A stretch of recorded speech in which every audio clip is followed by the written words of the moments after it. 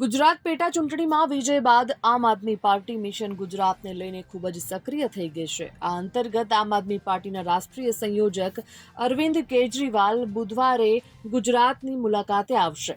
અરવિંદ કેજરીવાલ અને પંજાબના સીએમ 23 અને 24 જુલાઈના રોજ ગુજરાતમાં રહેશે। આ 2 દિવસ દરમિયાન સીએમ ભગવંત માન અને અરવિંદ કેજરીવાલ રાજ્યમાં અલગ અલગ સ્થળોએ ભાજપની તાનાશાહી સામે રેલીઓ કરશે।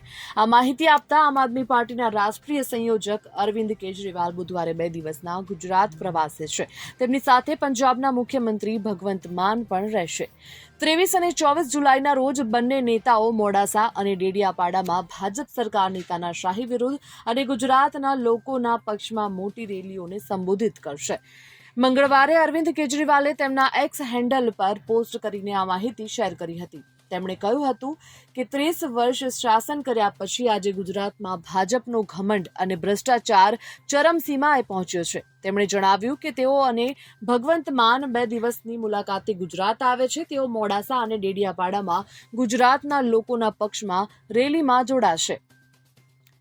Bureau report, Gujarat fight news.